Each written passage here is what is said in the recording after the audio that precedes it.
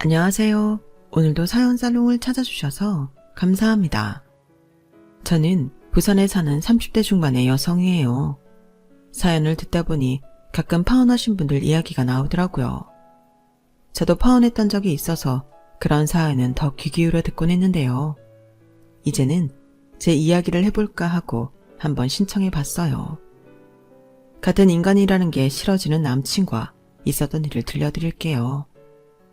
제 남친은 사귈 때는 평범하고 무난한 사람으로 보였어요. 저희가 만난 지 5개월 만에 결혼을 약속했거든요. 왜 어른들이 사람을 만나면 사계절은 겪어봐야 한다고 그러잖아요. 만날 때는 아무래도 겉모습과 저한테 해주는 것만 봐서는 사람 속까지 절대 알 수 없는 게 맞더군요. 저는 엄마가 중학생 때 돌아가셔서 저와 남동생 그리고 아빠 이렇게 셋이 살았어요. 부모님은 부부 동반 모임에서 여행을 다녀오는 길에 트럭이 부모님이 타신 고속버스를 들이받아서 교통사고를 크게 당하셨어요. 그 사고로 엄마가 돌아가시고 아빠는 다리에 평생 장애가 남게 되신 거고요. 아빠는 엄마가 돌아가시고 홀로 살아남으셨다고 죄책감을 갖고 한동안 힘들어하셨지만 저희 남매를 위해 다시 힘을 내어 재활훈련을 하셨어요. 재활을 마쳤지만 아빠는 늘 지팡이를 쓰셔야 했고 컨디션이 좋지 않을 때는 휠체어도 사용하셔야 했어요. 하지만 그런 중에도 원래 하고 계시던 유통 쪽 사업에 더 힘을 쏟아 부으셨죠. 저와 동생이 아빠마저 과로로 쓰러지시는 건 아닌지 걱정될 정도였어요. 아빠, 너무 무리하지 마. 병원에서도 무리하고 스트레스 받으면 안 좋다고 했는데 왜 이렇게 매일 늦게까지 일만 하고 그래? 좀 쉬라고.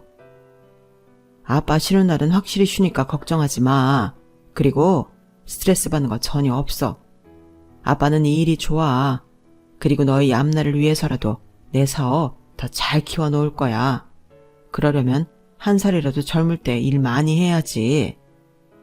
아빠는 몸이 불편해지니 혹여라도 저희한테 그게 문제가 될까봐 걱정을 하셨던 거였어요. 아빠가 몸이 좀 불편하다고 하면 첫인상이 안 좋을 수도 있는데 집이라도 더 잘 살아야 되지 않겠냐는 거죠. 저도 몰랐는데 대학에 가서 아빠가 친구분하고 하는 말씀을 듣고서 그제야 아빠의 깊은 마음을 알게 되었네요. 아빠는 저희 앞에서는 꿋꿋이 잘 지내는 모습을 보이셨지만 혼자 계실 때에는 엄마도 많이 그리워하셨고 다리가 불편해진 것에 대해서도 힘들어하셨어요. 멍하니 하늘 보며 엄마 이름을 부르거나 내가 어쩌다 이렇게 됐냐며 혼자 말하실 때가 있더라고요. 저와 동생은 그런 아빠 마음을 조금이라도 기쁘게 해드리려고 각자 자기 할 일을 더 열심히 했고요. 저는 앞서 말한 아빠가 그렇게 열심히 일했던 이유를 알게 된 후 수능시험을 다시 봐서 더 좋은 대학에 들어갔어요. 아빠가 제가 들어가기를 바랐던 대학이었거든요. 비록 재수를 하게 됐지만 제 합격 소식을 들은 아빠가 언제 다시 공부를 했냐며 놀라면서도 굉장히 좋아하시는 모습을 보니 뿌듯함을 넘어 보람까지 느껴졌어요. 그 후 저도 저 자신만을 생각하지 말고 아빠와 동생을 위해서도 정말 잘 돼야 되겠다고 마음먹었어요. 그건 저뿐만 아니라 동생도 마찬가지였던 것 같아요. 동생은 명문대를 전액 장학금을 받으며 들어갔거든요. 아빠는 유통사업을 계속하시면서 화장품 사업까지 뛰어들었어요. 어느 날 갑자기 마음이 동해 시작하신 게 아니고 그동안 차근차근 준비해 오면서 인력과 자금을 모았던 거라 사업은 처음 하는 일 같지 않게 순조롭게 진행됐어요. 그러면서 아빠 명의의 건물도 소유하셨고요.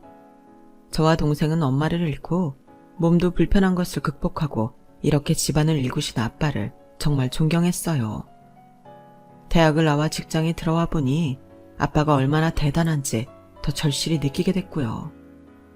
사회생활이라는 거 일보다도 특히 인간관계가 어찌나 힘든지 그 많은 사람들과 소통하고 앞장서 일하는 게 아무나 하는 거 아니구나 새삼 깨달았거든요. 아빠는 저와 동생이 각자 위치에서 제 할 일을 잘 해나가는 걸 보며 마음이 놓이신 것 같았어요. 미경이 성훈이 둘 다 아빠 도움 안 받고 직장 잡아 일 잘하고 있는 거 보니 흐뭇하다. 그래도 언젠가 아빠 회사 들어와야 되는 거 알고 있지? 아빠는 첫째, 둘째도 안 따지고 아들, 딸도 안 따져. 무조건 일 더 잘하는 게 먼저야. 알지? 그건 나도 성훈이도 잘 알고 있지. 근데 난 동생하고 아빠 회사 갖고 싸우기 싫기도 하고 꼭 아빠 회사에 안 가도 된다고 생각해. 내가 잘할 수 있는 걸 찾게 되면 그때 말할게. 나도 누나랑 같은 생각이야. 아빠가 납득할 수 있게만 해줘. 니들이 서로 신경전 안 버리고 그런 마음이라니 아빠도 기쁘다. 그런데 미경아, 너 결혼은 안 하냐? 아빠는 갑자기 이런 분위기에서 그런 말을 해. 웬 결혼? 나 일하는 게 더 좋아. 그래도 너 회사 들어간 지도 좀 됐고 이제 남자 만나야지. 대학 때도 연애 한 번 하는 눈치가 없었잖아.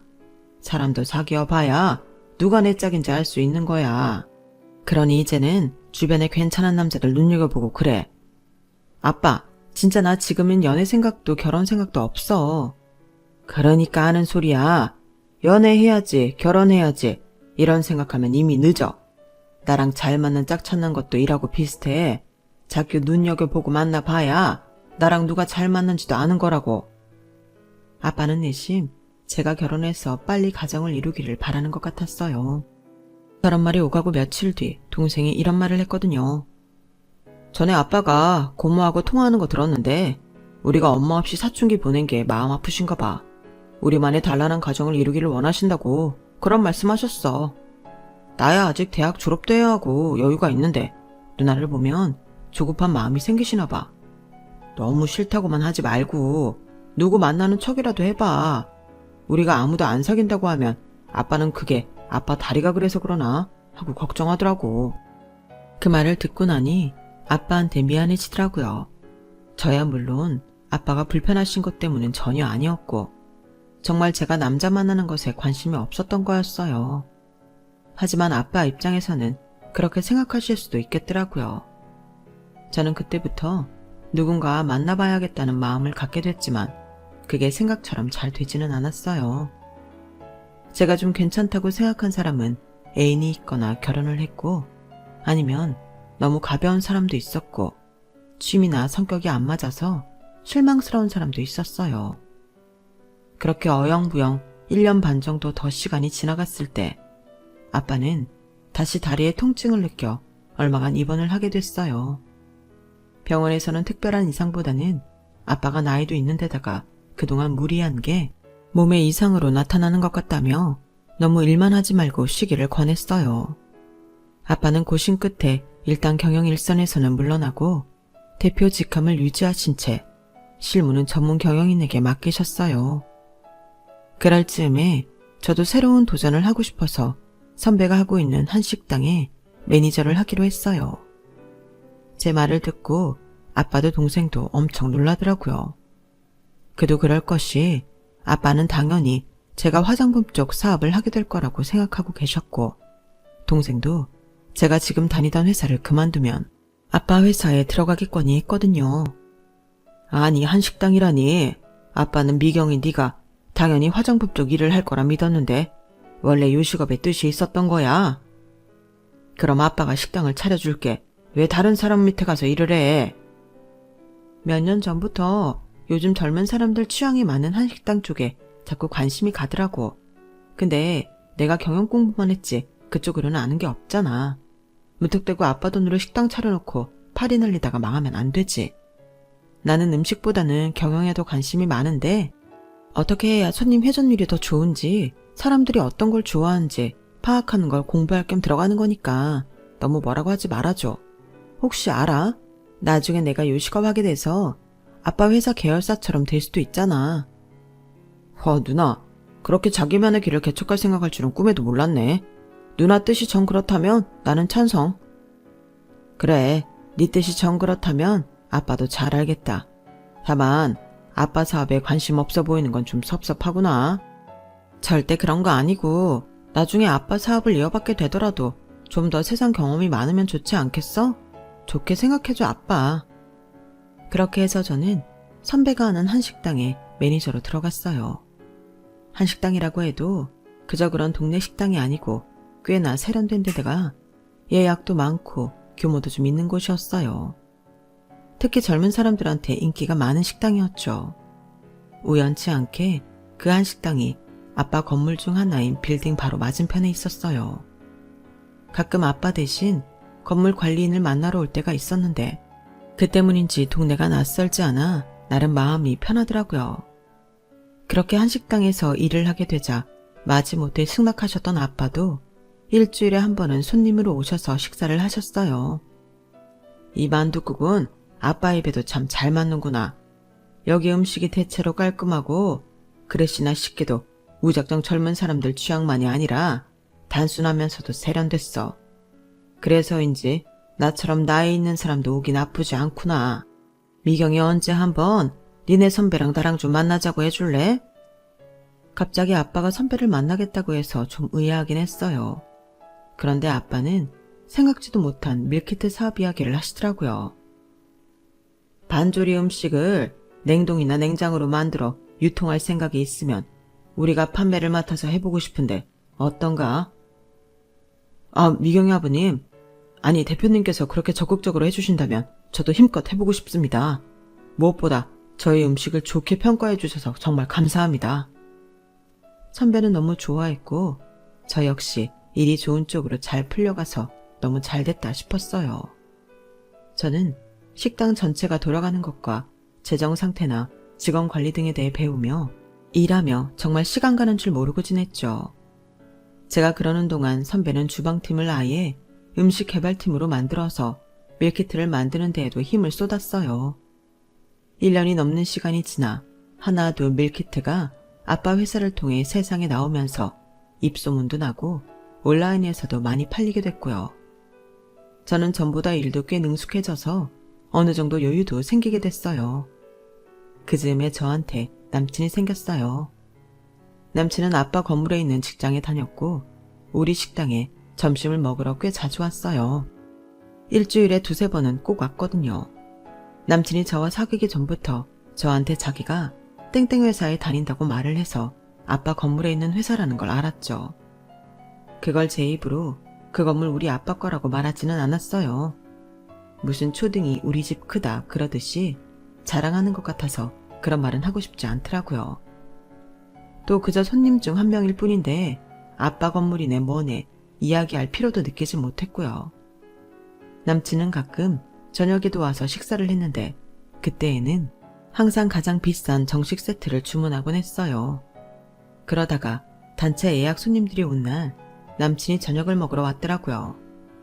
저는 단골 손님한테 특별한 혜택을 주고 싶어서 말을 걸었어요. 손님, 오늘 저희가 단체 예약을 받아서 메뉴에 없는 특별 정식이 나가거든요. 손님도 원하시면 그 세트로 드릴까요? 물론 가격은 늘 드시던 메뉴 가격으로 받을 겁니다. 강요는 아니고요. 오늘 저희가 평소에 만들지 않던 걸 만드니 손님께도 드리고 싶어서요. 가끔은 조금 다른 느낌으로 드셔보는 것도 좋지 않을까요? 아, 제가 평소 주문하는 걸 알고 계셨군요. 그렇게 신경 써주시니 그럼 오늘은 믿고 맡길게요. 알고 말고요. 늘 오셔서 셰프 정식 세트만 주문하시잖아요. 항상 제대로 드시는 걸 좋아하시는 분이구나 했죠. 제가 예전에 한정식하고 궁중 요리에 대해 좀 접할 기회가 있었거든요. 이 식당은 젊은 사람 취향을 잘 파악하면서도 고풍스러운 음식을 잘 만들어서 제가 좋아해요. 과분한 칭찬 감사합니다. 셰프님하고 대표님이 굉장히 좋아하시겠어요. 이 말 꼭 전할게요. 그렇게 말을 튼 저와 남친은 전보다 더 서로를 편하게 느꼈고 자연스럽게 대화를 주고받으며 가까워졌어요. 그러던 어느 날 남친이 점심을 도시락으로 포장해서 사무실에 갖다 줄 수 있냐고 식당으로 전화를 했어요. 런치 세트 중 가장 비싼 걸로요. 원래 도시락 형태로 포장이 되니 아마 될 거예요. 그런데 12인분이나 오늘 무슨 날이에요? 전체 회의를 하는 중인데 제가 그 식당 홍보도 할 겸 해서요. 이렇게 괜찮은 식당은 마구마구 알려야죠. 바로 코앞인데도 아직 한 번도 안 가본 사람도 있다고 해서 오늘 제가 마음먹고 쏘는 겁니다. 홍보까지 생각해 주시고 정말 감사합니다. 셰프님한테 말씀드려서 특별히 더 잘해서 보내드릴게요. 선배도 되게 좋아하겠는데요. 선배라고요? 누가 선배인데요? 아, 실은 이 식당 대표님이 제 대학 선배예요. 그런 인연이 숨겨져 있었군요. 아무튼 잘 부탁드립니다. 그렇게 남친은 전화를 끊었어요. 그날 도시락은 특별히 제가 직접 배달을 갔고요. 남친은 도시락을 받아 들고서는 갑자기 이런 말을 하더군요. 김미경 씨, 혹시 그 선배라는 대표랑 무슨 사이예요? 사귀는 사이? 그런 거예요? 네? 아, 아니에요. 저희는 철저히 일관계예요. 아, 난 또. 그렇다면 다행이네요. 네? 다행이라뇨? 뭐가 다행인데요? 아, 아닙니다. 저기, 기왕 말 나온 김에 말하자면 제가 김미경 씨한테 관심이 있어서요. 아, 그러세요? 아니, 제가 무슨 말을 해야 할지 몰라서. 제가 어떤 말을 해야 할지 몰라 머뭇거리고 있자 남친은 쑥스럽다는 듯 고개를 숙이며 맛있게 먹겠다고 인사를 하고 사무실 안으로 들어가 버렸어요. 그때 이후 저와 남친은 더 가까워졌고 언제부턴가 남친과 저는 서로의 퇴근 시간을 기다려주게 되었어요. 사귀자고 말은 하지 않았지만 그러면서 사귀는 사이가 된 거죠. 저와 남친은 급속도로 친밀해졌고 5개월 만에 남친은 저한테 프로포즈를 했어요. 미경아, 이런 말 저런 말로 질질 끄지 않고 바로 말할게. 나랑 결혼하자. 우리 음식 취향도 그렇고 잘 맞는 거 많잖아. 매일 만나고 헤어지는 거 반복하는 거 싫다. 너 만날수록 얼른 같이 살고 싶다는 생각만 들어. 저는 그때 막연하게 이런 게 인연인가 보다 싶더라고요. 이렇게 가까운 데에서 어쩌다 보니 계속 얼굴을 익히고 그게 인연이 돼서 사귀기까지 됐으니 결혼하는 게 맞다는 생각이 들었어요. 순간 아빠 생각이 나기도 했고요. 제가 혹시 아빠 때문에 결혼을 안 하려는 게 아닌지 걱정하고 계시는 걸 말끔하게 없애줄 수 있다는 마음이 더 앞섰던 것 같기도 해요. 그래, 우리 결혼하자. 나도 혁준 씨랑 인연인 것 같아. 저는 그렇게 남친의 프로포즈를 받아들인 후 집에 와서 이 사실을 남동생한테만 알렸어요. 아무리 아빠가 제 결혼을 기다리고 계신다지만 사귀는 사람이 있다는 말씀도 안 드렸는데 덜컥 결혼할 거라고 알리는 건 너무 성급하다는 생각이 들더라고요. 그리고 제가 남친과 인연이라는 생각은 했지만 그걸 확인받고 싶은 마음도 있었어요. 왜 남자는 남자가 보면 잘 안다고 하잖아요. 남동생도 그럼 두 사람 만날 때 우애는 척 보러 가겠다고 하더라고요. 하지만 남동생이 저희를 만나는 걸 보러 오기 전에 일이 터져버렸어요. 그날은 아빠가 오후에 건물에 들를 일이 있어서 외출을 하시는 날이었어요. 당시 아빠는 컨디션이 다시 안 좋아져서 한동안 짚고 다니시던 지팡이가 아닌 휠체어로 이동을 하셔야 했어요. 이왕 나온 김에 병원에도 갔다가 건물에 와서 관리인하고 이야기도 하고 만날 사람도 본다고 하시더라고요. 저는 아빠 오실 시간에 맞춰서 식당에 잠깐 나갔다 온다고 말을 한 뒤에 바로 앞 건물 주차장으로 걸어갔어요. 잠시 후 아빠 차가 들어왔고 저는 트렁크에서 휠체어를 꺼내 차에서 내리는 아빠가 편히 앉을 수 있게 도왔어요. 평소에는 운전기사분께서 수고해 주셨지만 그날만큼은 제가 직접 아빠를 건물 안까지 바래다 드리겠다고 했죠. 그렇게 아빠와 도란도란 이야기를 나누며 건물에 들어와서 엘리베이터 앞에 섰는데 로비 저만치에 누가 저를 보고 있는 게 느껴지더라고요. 보니까 제 남친이었어요. 저는 반가워서 손을 흔들려고 하는데 남친 표정이 굉장히 안 좋았고 저를 좀 노려보는 기분이 들더라고요. 혹시 무슨 일이 있나 싶어 남친에게 아는 척은 안 하고 막 도착한 엘리베이터에 아빠와 함께 올라탔죠. 엘리베이터 안에서 아빠는 저한테 이렇게 말씀하셨어요. 아까 그 남자 누구냐? 로비에서 너랑 눈 마주친 사람 말이야. 아, 그게 아는 사람이긴 한데 혹시 그 남자랑 사귀는 사이라도 돼? 왜 말을 제대로 못해? 나중에 말하려고 했는데 아빠가 눈치채버렸네. 여기에 있는 땡땡 회사에 다녀. 강혁준이라고 하고 대리래. 그러냐? 땡땡 회사면 우리 회사랑도 거래를 하는 데구나. 근데 나 그런 거 아직 말하지는 않았어. 나도 혁준 씨 집 어떤지 잘 모르거든. 그런 말을 하며 아빠를 약속이 있는 사무실까지 모셔다 드렸고 저는 그 후에 바로 식당으로 돌아왔어요. 하지만 남친의 전에 볼 수 없던 차가운 표정이 자꾸 아른거려 일이 손에 잡히지 않더라고요. 그래서 남친한테 혹시 무슨 일이 있냐고 문자를 보냈죠. 한참 후 남친은 오늘 끝나고 시간 되면 만나자고 하더라고요.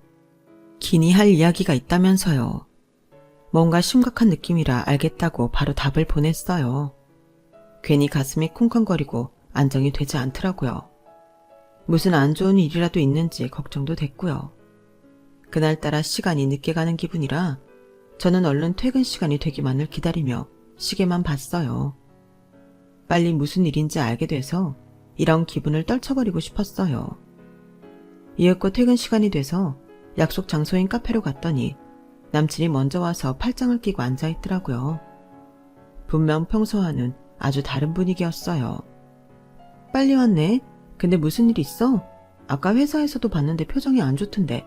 심각한 일이라도 생겼어? 미영이 너한테 확인하고 싶은 게 있어서 이렇게 보자고 했어. 확인하고 싶은 거? 그게 뭔데? 아까 회사 로비에서 네 말대로 나도 너 봤거든. 역시 그랬구나. 근데 왜 아는 체 안 했어? 나 손 흔들려고 했는데 혁준 씨가 표정이 너무 안 좋아서 그냥 말았는데. 너 그 건물 들어올 때부터 내가 쭉 보고 있었거든. 근데 그 휠체어에 타고 있던 사람한테 아빠라고 하더라? 맞아. 우리 아빠야. 오늘 볼 일이 있어서 나오셨어. 제 말에 남친은 기가 막히다는 듯 한숨을 내쉬더라고요. 저는 어리둥절하게 남친을 보기만 했고요. 대체 왜 그러는지 이해가 되지 않았거든요. 너 이게 뭐야? 진짜. 나도 정리가 안 되니까 나중에 다시 만나서 이야기하자. 오늘은 이만 간다. 할 이야기 있다고 하더니 이러고 간다고? 대체 왜 그래? 내가 다시 연락한다고 했지? 라며 소리를 지르더니 저를 무섭게 쏘아보더라고요. 그렇게 차갑고 독한 남친의 표정은 처음이었어요. 나 사실 할 일이 있는데 잠깐 나온 거야. 야근이거든. 그러니까 이만 간다. 내가 마음 정리되면 연락할게. 그렇게 남친은 저를 두고 휙 나가버렸고 저는 그 자리에 앉아서 상황을 이해하려고 애썼어요. 마음이 정리가 되면 연락한다니 그건 저와의 관계를 그만하겠다는 말인가 싶기도 했고요. 남친이 대체 왜 그러는지 알기라도 하면 좋겠는데 그 이유를 말하지 않으니 답답했어요. 늦게 집에 도착하니 남동생이 방에서 나와 저한테 남친과 만나는 날을 다시 확인하더라고요. 그래서 저는 조금 전에 남친과 있었던 일을 이야기했어요. 갑자기 마음 정리하면 연락한다니 무슨 뜻인지 모르겠어. 그래서 우리 보는 거는 언제가 될지 아직 못 정하겠다. 나중에 혁준 씨랑 만나게 되면 다시 얘기해줄게. 제 말에 남동생은 곰곰이 생각하더니 이렇게 말했어요. 그 자식 혹시 우리 아빠 보고 그런 거 아니야? 왠지 그런 느낌인데. 아빠가 휠체어 타고 있으니까 뭔가 심각한 병은 아닌가 하고 말이야. 설마 그런 일로 그러겠어? 노인들 몸 안 좋아서 휠체어 타고 다니는 사람들 꽤 있잖아. 누나랑 아빠가 하는 얘기도 들었을 거 아니야. 무슨 얘기했는데? 뭐 병원 갔다 온 거, 다리가 얼마나 불편한지 그런 것들?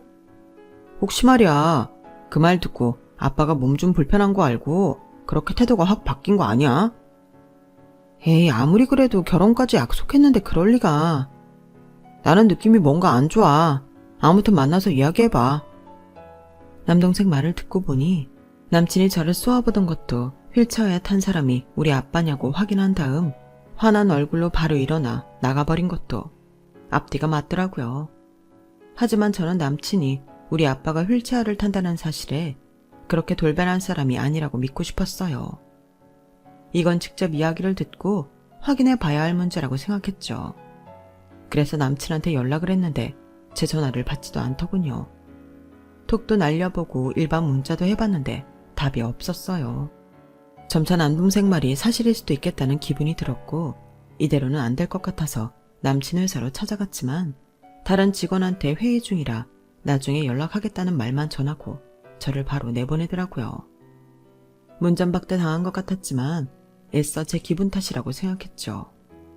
하지만 이대로 있으면 안 될 것 같아 퇴근 후 남친이 위스키를 마시러 자주 가는 바 앞에서 기다리기로 했어요.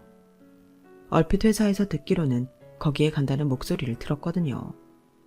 바에 갈 시간이 있으면 저한테 연락해주는 게 맞지 않냐고, 왜 모든 문자에 답을 안 하냐고 한마디 하려고 했어요. 그리고 남동생 말대로 아빠를 보고 태도가 돌변한 게 맞다는 생각도 들었고요. 바 입구 근처에서 30분 좀 넘게 기다리니 남친이 나타났어요. 저를 본 남친은 황당하다는 듯 혀를 차더군요. 뭐냐? 이제는 스토커즈까지 하는 거야? 그렇게 말해도 할 수 없는데 왜 이러는 건지 확실히 말을 해줘야 되잖아. 그날 갑자기 가버린 다음부터 연락도 안 되고 찾아가도 만나주지도 않았잖아. 무슨 일 때문인지 몰라도 끝내고 싶으면 끝낸다고 이야기를 해야 되는 거 아니야? 너는 그걸 꼭 말로 해야 되냐? 너도 끝내고 싶은 거 눈치 깠네. 그럼 끝인가 보다 하고 말면 되지, 자존심도 없어? 이렇게 질척거리게. 참 별말을 다 한다. 마음 떠나면 이런 식으로 막말해도 되는 건가? 그게 혁준씨 상식인가 보네. 근데 난 아니거든. 그래도 결혼 이야기까지 오간 상대라면 끝낼 때는 무엇 때문에 끝낸다 말은 해야지. 나는 그 말 안 해주는 게 더 너한테 낫다고 생각했거든. 네 몸 불편한 아빠 때문에 안 된다고 하면 네 기분은 좋겠냐? 그 말 안 하고 연락 끄는 게 나로서는 배려였는데 네가 아주 네 무덤을 파고 들어가는구나. 기어이 이 말을 들어야 속 시원하겠냐? 정말 그것 때문이야? 우리 아빠 다리 불편한 거? 그럼 말도 안 되는 이유 때문에 혼자 헤어지기로 하고 그걸 상대한테 말도 안 하고 일방적으로 연락 끄는 게 그게 배려라는 거야? 참 희한한 논리다. 그러는 너는 왜 진작 니네 아빠 다리 불편하다고 말 안 했는데 다 이렇게 될까봐 철저하게 숨기고 있었던 거잖아. 좀 번지르르한 데에서 매니저로 일하고 거기 대표랑도 선후배 사이라길래 뭐 지 능력은 좀 되는 것 같다 싶었지. 세상에 집안이 그따위일 줄 누가 알았겠냐고. 너 나 코 깨어서 평생 네 아빠 수발 들게 만들려고 했지. 더 이럴 짝짝으로 나한테 뭐? 예약 손님들만 주는 특별 정식 서비스라는 척 되게 나댔잖아. 결국 식재료 남고 다른 거 따로 만들기 귀찮으니까 그랬으면서 돈은 돈대로 다 받고 지들 편한 대로 생색은 다 내고 지금 생각해보니까 아주 상습범이야. 이런 식으로 사람 꼬여내서 얼마나 뜯어먹었냐? 착각하는 모양인데 결혼하자고 먼저 얘기 꺼낸 거 혁준 씨야. 그래놓고 이제 와서 뭐? 내가 뭘 어떻게 했다고? 네가 그런 말 나오게 다 유도한 결과잖아. 너 완전히 믿게 만들어서 말이야. 아무튼 나는 평생 몸 불편한 네 아빠한테 돈 떼어 먹히면서 살고 싶지 않으니까 그런 줄 알아. 아주 내 덕 보려고 단단히 벼르고 있다가 내가 눈치채고 연락 안 하니까 똥줄 탔나 보네. 와, 진짜 살다 보니 별 희한한 말을 다 듣는다. 야, 우리 아빠가 너 뭐 볼 거 있다고 네 덕을 보니? 차라리 벼룩에 간을 빼먹지. 월급쟁이 몇 푼이나 번다고. 참네. 그러는 너는 월급쟁이 아니냐? 그런 말로 있어 보이는 척 하지 마라. 더 없어 보이니까. 아무튼 우리 아빠 그래서 싫다는 거네. 돈을 떼이느니 내가 너를 꼬셨다느니 이런 말은 그냥 핑계고 우리 아빠가 문제라는 거잖아. 맞지? 너라면 그런 집에 시집 가고 싶냐? 평생 발목 잡혀서 돈만 내줘야 되게 생겼는데 누가 그런 집하고 사돈을 맺어? 와, 진짜 하늘이 도왔다. 조상님이 도왔어. 내가 잘못 살지는 않았나 보네. 집에 인사 가서 알았으면 어쩔 뻔했어? 아니지. 네가 인사할 때까지도 니네 아빠는 보여주지 않았겠지. 이대로 결혼까지 했으면. 생각하기도 싫다. 진짜 끔찍해. 나는 네 계획대로 니네 집 빨대 대줄 생각 없으니 이제 완전 끝이야. 네 소원대로 다 말했다. 이제 속 시원하냐? 완전. 너란 놈이 이렇게 치졸하고 비열하고 가증스러운 인간인 줄 모르고 바로 결혼했으면 어쩔 뻔했어. 나야말로 조상님한테 감사하다고 100번 절이라도 해야겠어. 그리고 이건 마지막 선물이다, 이 자식아. 라며 저는 따귀를 한 대 갈겨버렸어요. 야, 너 미쳤어? 아주 마지막이 더럽네 이거. 이렇게 천박한 걸 돈 좀 깨나 나가는 식당 매니저라고 좋게 본 내가 잘못이지.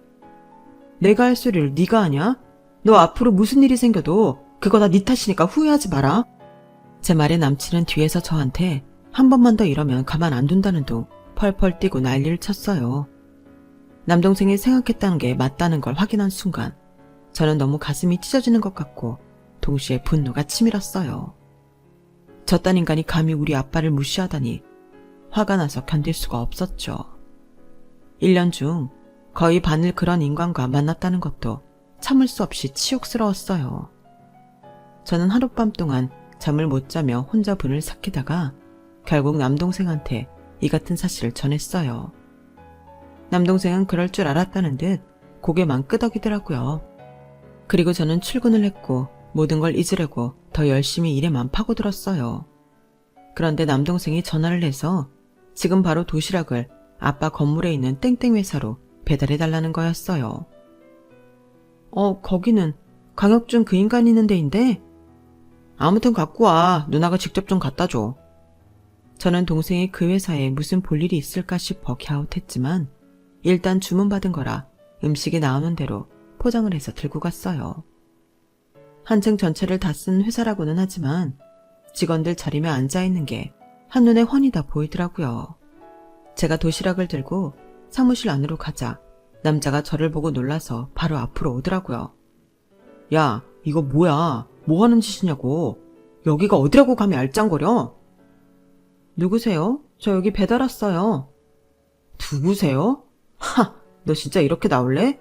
그리고 누가 여기 이런 도시락 시킨다고? 이거 시킬 사람 없거든? 빨리 나가! 당장 갖고 나가라고! 남자 목소리가 커지자 주변에 있던 직원들이 흘끈거리며 저와 남자를 쳐다보더라고요. 그러자 남자는 잘 됐다는 듯 작정하고 이렇게 말했어요. 이 여자 조심해요. 사람 꼬셔서 등쳐먹는 그런 인간이니까 다들 속지 말라고요. 눈웃음 살살 치면서 상냥한 척 해놓고 뒤통수 후려치는데 저 완전 발목 잡힐 뻔했다니까요. 그때 저만치에 있는 대표 사무실 문이 열리더니 남동생이 휠체어에 탄 아빠와 모습을 드러냈어요. 지금 누가 우리 딸한테 저 따위 말을 하는 겁니까, 이 대표? 저 사람 누구예요? 감히 우리 딸을 모욕하는 저 사람. 회사 대표는 얼굴이 하얗게 질렸고 남자의 상사인 팀장이 오더니 남자 팔을 잡아당기며 말했어요. 강혁준, 너 이리 와. 네가 한참 잘못한 것 같은데 저분은 우리 거래처 대표님 따님이야. 네? 그게 무슨 말도 안 되는. 저기 저 노인네. 아니, 그러니까. 그제야 돌아서 아빠와 남동생을 본 남자는 말을 더듬기 시작했어요. 노인네? 그래, 네가 그렇게 비웃고 펄쩍 뛰게 싫어한 노인네가 바로 우리 아빠야. 너한테 돈 떼어갈 거라고 진저리 치며 나보고 조상이 도와서 결혼 전 알게 돼 다행이라고 한 사람이 바로 니네 회사 거래처 대표라고. 그 말에 남자 얼굴에 피기가 싹 사라졌어요. 그리고는 정말 거짓말 안 보태고 달달 떨기 시작하는데 이 인간이 진짜 이렇게 비겁하고 못났구나 싶은 게 정말 정 떨어지더라고요. 회사 대표는 팀장을 불러서 다들 보는 앞에서 호통을 쳤어요. 자네는 직원 교육을 어떻게 시켰길래 이 모양이야? 아무리 거래처 대표를 모른다고 해도 그렇지 나한테 온 손님한테 노인네라는 둥 그런 무례한 말을 해. 그리고 잘 알아보지도 않고 중요한 VIP들한테 함부로 돼 있으니 이거 어떡할 거야? 강혁준이라는 사람 자네가 뽑자고 했잖아. 그런데 나 오늘 보니까 저 강혁준이 때문에 우리 회사 손해가 말이 아니던데 어떻게 된 거야? 손해요? 대표님 그게 무슨 말씀이신지. 재고 처리 엉망으로 해놓은 담당이 바로 저 강혁준이야. 그 말에 팀장은 얼굴이 싹 굳어서 남자를 노려보았고 남자는 어쩔 줄을 몰라 지 두 손을 맞잡고 절절 맸어요. 그때 남동생이 아빠 휠체어를 끌고 제가 있는 데까지 왔어요. 그러는 동안 전 직원이 자리에 일어나서 지켜보는데 무슨 영화의 한 장면을 보는 것 같더라고요. 말 한마디 하는 사람 없이 숨죽이고 지켜보고 있었거든요. 저와 남자가 있는 데까지 오자 아빠가 말씀하셨어요. 이렇게 자기 할 일도 제대로 못하는 인간이 감히 열심히 살며 자기 길 개척하는 내 딸한테 막말을 해? 게다가 회사에 피해까지 입히고 말이야. 이 대표, 나 이런 사람 있는 회사랑 뭘 믿고 거래합니까? 그 말에 회사 대표는 바로 달려와서 허리를 숙였어요. 죄송합니다, 김 대표님. 제가 이 일은 가시는 대로 바로 처리하겠습니다. 그렇게 허리를 깊게 숙인 그 회사 대표와 팀장, 그리고 벌벌 떨고 있는 남자를 뒤로 한 채 저는 도시락을 남겨두고 남동생과 아빠와 함께 자리를 떠났어요. 뒤에서는 그 회사 직원들이 수근거리는 소리가 들려왔어요. 뭐야, 그러니까 아빠가 다리 좀 불편하다고 지가 차놓고 여자 이상한 사람 만든 거잖아. 그러게, 근데 하필 여자가 우리 회사 거래처 대표 딸인 거고. 저 인간 언젠가 사고 칠 줄 알았어. 허영심만 가득해서는 세상 지 혼자 잘난 줄 알고 일도 엉망이더니 꼴 좋다. 그날 밤 남자는 식당 앞에서 저를 기다리고 있었어요. 그런 남자를 향해 저는 마지막 말을 날렸죠. 네 말 맞다나. 나야말로 인생 잘 살았나 봐. 너 같은 개차반하고 더 이상 엮이지 말라고 이렇게 파토나게 됐잖아. 이게 진짜 인간님으로 될 일이니? 이런 거 모르고 너랑 결혼했으면 어쩔 뻔했어. 하긴 너랑 결혼할 일은 없었겠다. 너는 우리 아빠 휠체어 탄 거 봤으면 바로 쪽냈을 거 아냐. 야, 이건 얘기가 다르지. 너 왜 니네 아빠 사업하는 거 숨겼어? 그리고 저 건물도 니네 아빠 거고 그걸 진작 말했어야지. 왜? 그거 말하면 우리 아빠가 없어지니? 너 그딴 걸로 사람 판단하는 거 당연한 줄 아나 본데 나는 아니거든. 그리고 다른 사람들도 안 그래. 너 나랑 인연 끊었다며. 왜 쳐자고 그래? 네가 한 말 돌려줄 테니까 잘 들어. 질척대지 말고 꺼져줄래? 꼴도 보기 싫으니까. 그러자 남자는 자기 얼굴을 두 손으로 감싸며 소리를 질렀어요. 아, 미치겠네. 돌아버리겠네. 제가 고성방가로 경찰에 신고한다고 하자 남자는 어쩔 수 없이 발길을 돌렸고 얼마 후 회사에서도 해고됐어요. 그런데도 이 인간은 지가 한 말도 기억 못하는지 몇 번이고 저를 찾아와서 다시 시작하자며 애원하고 잘못했다고 싹싹 빌기까지 하더군요. 저를 좋아하는 건 진심이었다나요? 아니, 저더러 사람 꼬시려고 작정하고 달려들었다며 공개 모욕까지 줘놓고서 어쩜 그렇게 뻔뻔한지. 제가 그 일 전부 다 다니던 회사에 올려놓겠다고 하니 그제야 꽁지 빠지게 도망쳐버리더라고요. 그 이후로 제 앞에 그림자도 비치지 않고 있어요. 아빠는 인생 공부했다고 생각하라며 결혼은 제가 정말 좋은 남자 만났다고 생각할 때 하라고 하시더군요. 더는 결혼하라, 남자 만나라 재촉하지 않겠다고 하시네요. 저도 남자도 결혼도 천천히 지금 제가 하는 일 열심히 하며 느긋한 마음으로 찾아볼 생각이에요. 제 이야기는 여기까지예요. 들어주신 분들 모두 건강하시길 바라고요. 항상 좋은 일만 생기셨으면 좋겠어요. 감사합니다. 여러분, 사연 댓글에 응원과 현명한 조언 부탁드려요. 좋아요와 구독은 저에게 큰 힘이 됩니다. 오늘도 좋은 일 가득하세요.